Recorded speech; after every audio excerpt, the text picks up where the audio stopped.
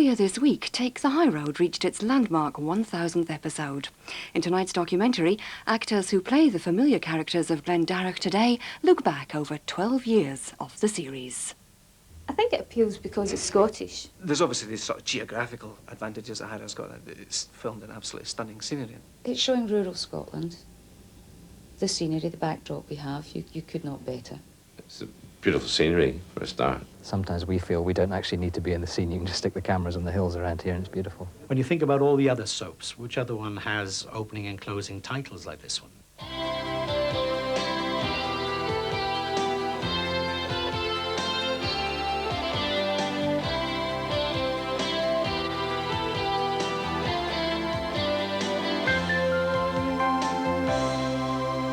I always say that there are three reasons for Take the High Road being as popular as it is, both here in Scotland and on the network.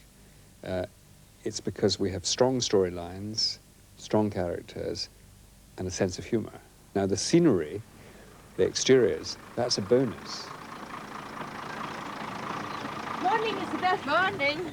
Isabel was there on the first day's filming for episode 1. I was the shopkeeper, obviously, and postmistress, and with this one son, Jimmy, who was a great delight, great fun, played by Jimmy Chisholm.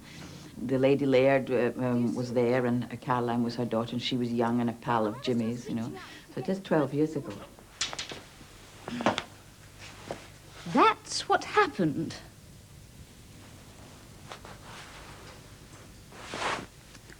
And that did not. All right? All right. I had just left college and I came in as one of the youth leads. I was meant to have just been thrown out of university. We were child sent home and my poor mother and father trying to get me in line again. So the character, young and fun and a bit of a rebel, then it was good. I could see it all happening out there.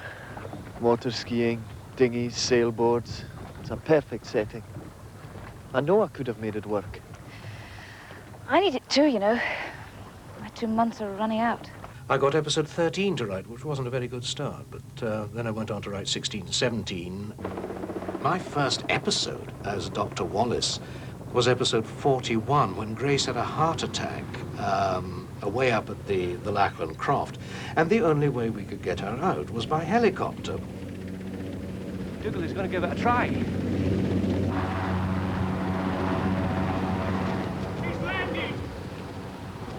At that time, they kind of worked out that the Croft was a long, long way away from the village, you know, from Glendarroch itself, so that the only way they could get me out was by helicopter. And I wasn't allowed to take off. I was very annoyed about that. I wasn't allowed to actually get into the helicopter and go. The road was so bad that you couldn't get up there by car or ambulance. There were no telephones at that time. Nowadays, you see, when we last used the Lachlan Croft, people were dropping in night and day for cups of tea. I always remember the first day I saw Mrs. Mac, this divine creature walking down the village street. I'd just been on a poaching expedition, so I hastily shoved my rifle under my coat and spoke to this fascinating-looking lady who turned out to be the new housekeeper at the manse. I could hardly do the cleaning myself, could I?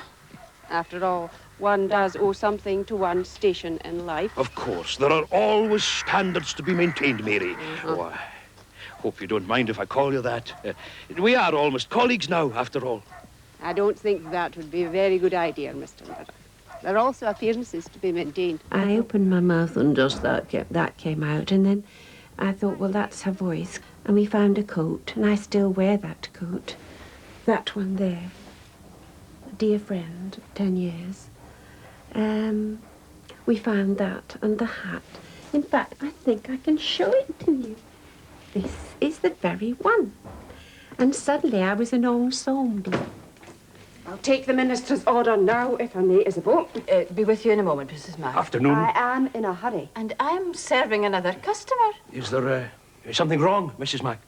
It is my misfortune, Mr. Murdoch, to be the bearer of bad news. At the beginning, we didn't have a pub, which most soaps have as a sort of hub of their community. At the beginning, the shop was the only place where, logically, people could come in and you know, discuss their stories. And Isabel's always there or thereabout, you know. Maybe he's gone after Langham in a rage. I first became involved in High Road shortly after I left drama school, and my character was then called Carol Mackay.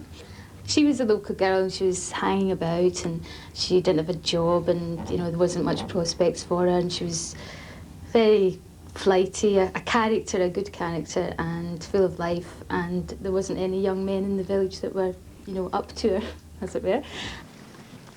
Oh, look, Sheila, there's Frank. So? Well, he is your boyfriend, isn't he? Was, Carol, was. Met someone in Glasgow, has he? No. But I've found somebody here much more interesting. This is my 10th year. High Road's thousands episode, my 10th year, and my very first episode was helping shearing sheep and just helping around the village. Shortly after that was when I started stealing it and getting caught stealing, so I was sent away to the oil rigs to, well, I think that's where you go, you know. Instead of going to prison, you go to the oil rigs, and that sort of sorted me out and made a bit of a man of me. Looks like fun, that. Wouldn't mind a bash at it myself. Water skiing? Aye. Mind you, I'd have to learn to swim first. I came in for 6 episodes and I'm still here after 8 years. I did come in, just go in for 6 episodes, and it was a case of whether the writers liked me and I liked being in a soap opera. I just loved the idea of this character who had comedy and tragedy combined. Single gentleman, is he? No Mrs. Conway or anything? Not so far as we know, Effie. Oh, in the dower house, all on his own. Yes. That'll be interesting. So you'll do it?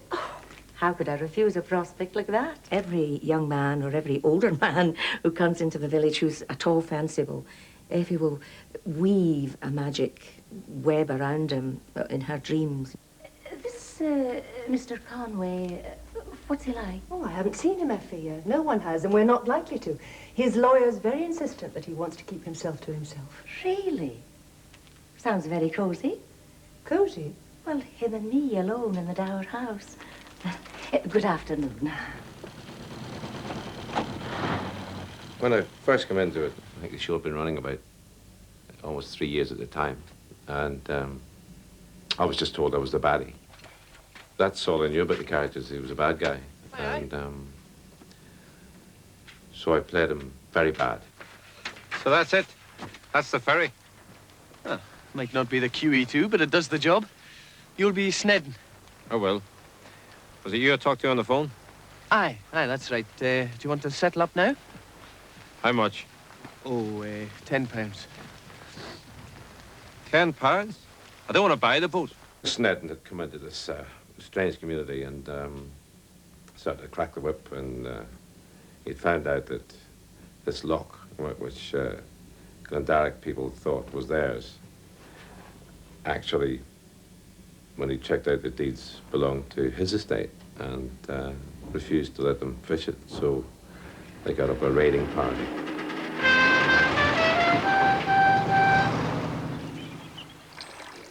The fish poaching was an enormous lot of fun.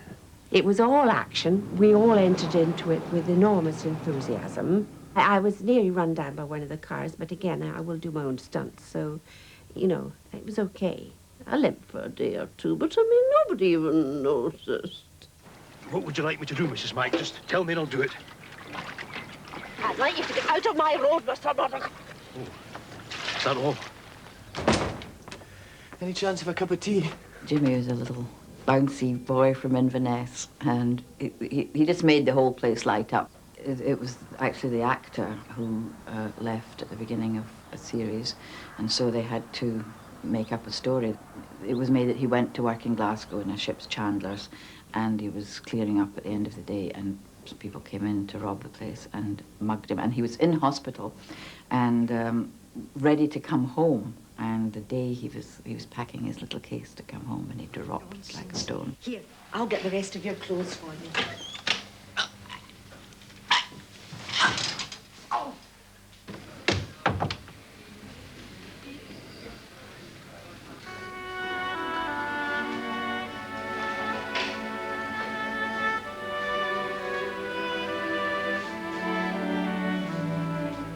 I was brought in for 5 episodes, just as a suitor for Morag.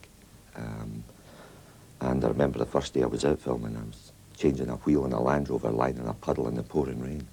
And 5 episodes seemed enough at that time. However, things have got better in the last 8 years or so. I'm enjoying it now.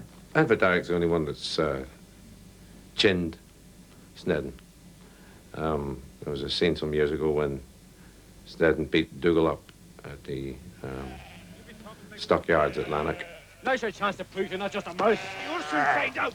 It's a fairly black and white relationship, really. I think I'm the goodie and he's the baddie. And it's a Western scenario.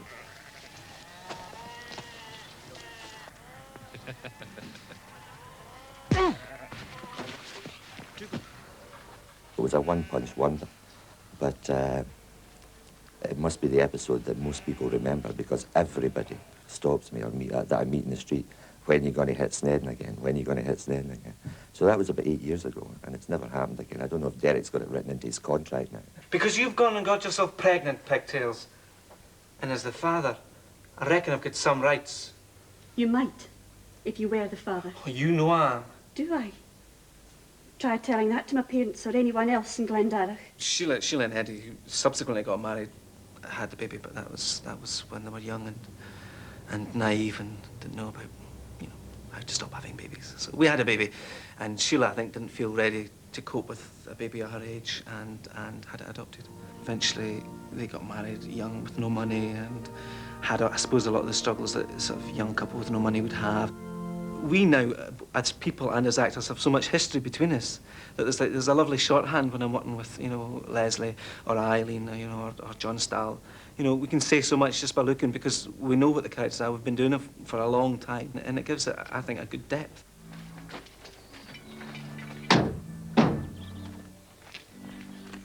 So, Sir John is collecting Claire. Yes. Good. And giving her away? Well, no. Here, take my arm. I can't go down the aisle taking my bridesmaid arm.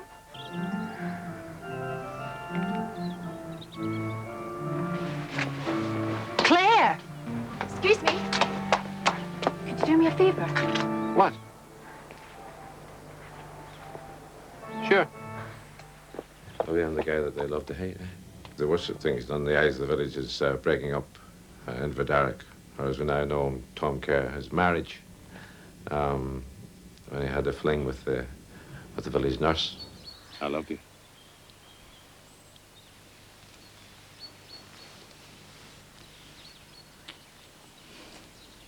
And I love you too.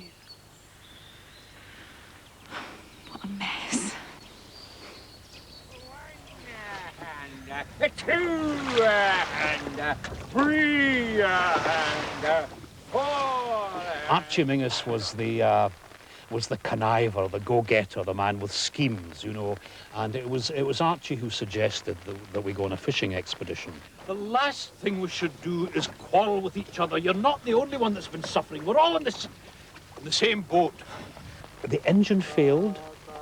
We lost the oars. The boat began to sink. We ended up singing Abide With Me, the pitch of our voices in the middle of the loch in the hope that someone would hear us. No one did, and we spent the night there to be rescued the next day by the Priest launch. Wait a minute! That's Sergeant Murray. What a welcome sight he is. Not with 6 illegally caught salmon on board.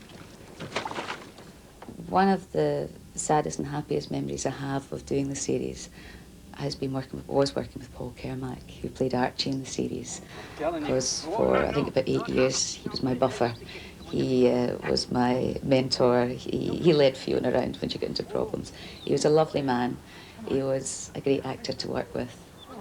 You're a wee slave driver, that's what you are. Wasn't your mother? I'm having a breakfast, you know. Hey! that breakdown scenario, where I was able to invest in Verdarach with a depth that sometimes in soap you're not allowed to do. You're the only one who doesn't stand there looking at me, smiling, and saying, poor old Inverdarach.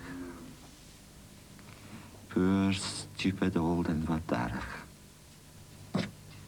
Thinking he could keep a lassie like that. You're not going to leave me, are you? It's hard to say you enjoyed playing the breakdown, but I did. I loved it. I was in a stall in the bar, and the scene started on my face in close-up, and I was just chatting away. And as the camera pulled back, you realised that there was nobody else. There was nobody, no cattle, no people, no nothing in the stall. It was one of those fluky moments that happen. This dog just wandered the full length of the byre down, and it made the tag to the scene, it made the end of the scene just so much better. Lynn and Carol, myself, go out to watch the boys digging up the golf course when the golf course was being made. So this couple of characters come in, TJ and Kenny, and she fancies TJ. Kenny, look who's here. Isn't he lovely? Yeah, and he knows it too. What's the point of being modest when you look like that? She's been in and out of love, which has helped her mature. And she's still secretly in love, I think, with old Snedden. I don't know how you can stand being around that man. He makes my skin crawl. When she got married, I suppose, was the happiest moment, and when I suppose she found out that she was pregnant, and when she had the baby, I suppose they were the happiest moments for her. About time. She's not here yet, is she? Yeah, she stood at the altar stomping her foot. Very funny. I think this is her car now. Where? Come on, you. It's bad luck to see her before she gets to the altar. Oh, he only wants to make sure it's the right bride.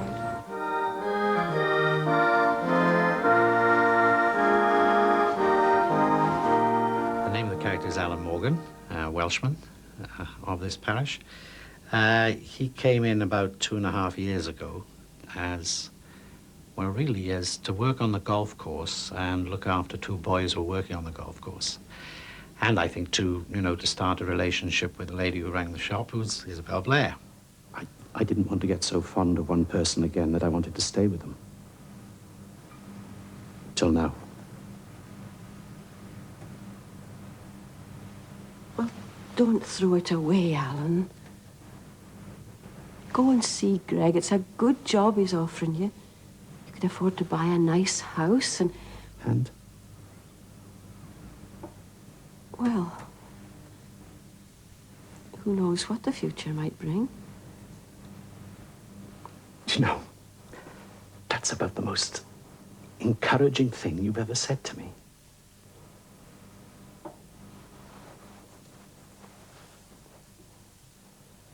I think Isabel was quite surprised by this, by the depth of her feeling for Alan, and she was worried about the age difference, and that held her back for a long time, and then he finally won her over. When she first came into it, there was this great play on her possibly being a man, and it was set up that this character called Sam Hagen arrives in the village.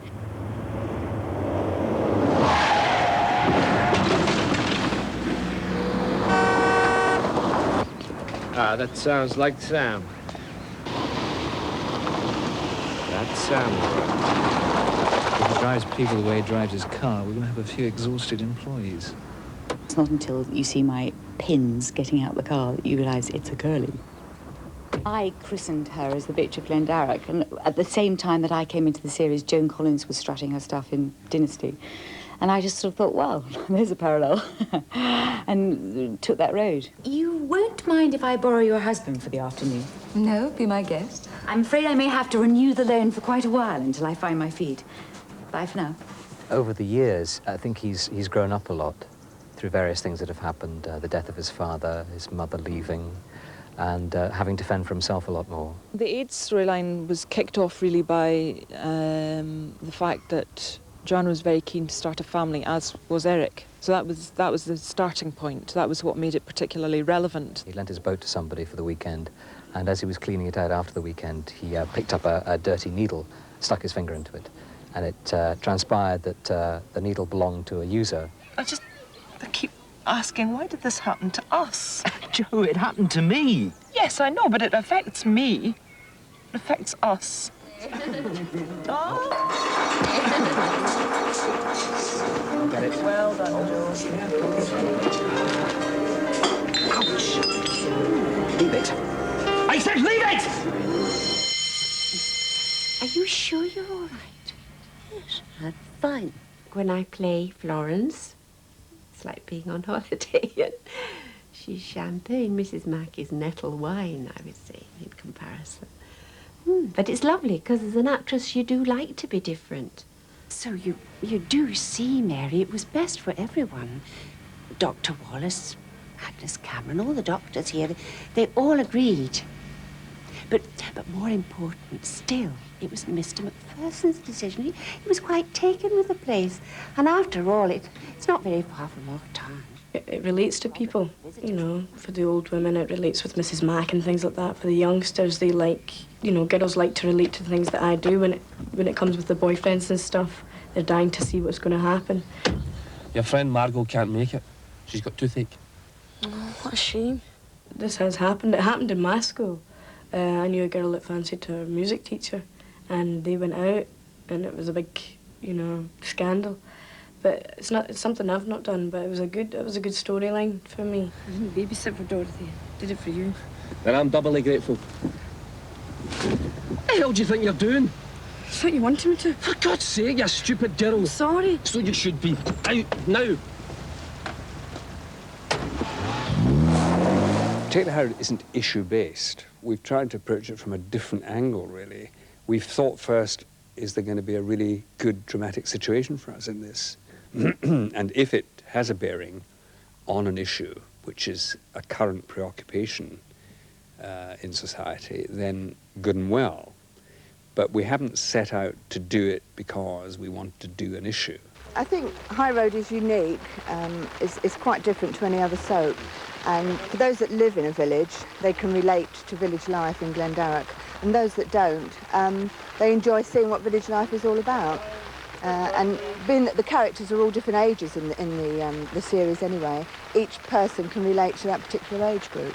If you're playing a character for 10 years and you've got to be relaxed and natural, you do, I suppose, start using some of your own mannerisms and fall back in things that have happened to you, inevitably. I always say she's much nicer than me, and indeed she is. I think she's nicer than possibly anybody in the world because she's, you know, she's tolerant and kind and you know, even-tempered. I've been with her longer than I have with any other character that I've found inside me. I find that I'm becoming more and more like Murdoch in my own life. And I think possibly this happens to you when you're playing the same character for a long number of years. I think fairly early on, you start drawing on elements of yourself. I mean, every time Fiona laughs, it's my own Coatbridge laugh. I think what the actor's job is to draw the piece out of yourself, which suits the character, and then blow it up as you'd blow up a photograph, and that's what you present to the audience. I suppose there's quite a lot of me and her. Fortunately, I've been more successful in the relationship side. There's a lot of me in it, obviously, but I think it's still an acting job. It's not just me saying the lines. I hope I'm not as sort of bossy and know-allish, but on the other hand, she's got some qualities that I wouldn't mind having myself. The character becomes a bit more like you because you're playing her almost every day. With the boys, you know, I'm not so easy led. I'd like to think that anyway, but she is. Trish is very easy led. I'm not like that. My husband tells me I get more and more like her, so which is a bit worrying. And there's a lot of me, I think, in Effie. I like to flirt, I must admit. I think he is very much like me. I certainly call upon, you know, disasters in my past or happinesses in my past to perform it. My character is very different from Carol. I would never get myself into the situations that Carol does, so I can't really say that there is any similarities. The only similarity is, I think, we look the same. We're raring to go for another 1,000 episodes. I think perhaps back in 1980, we didn't necessarily think we'd get this far. Now that we have, I don't see any reason why we shouldn't chalk up another 1,000 episodes.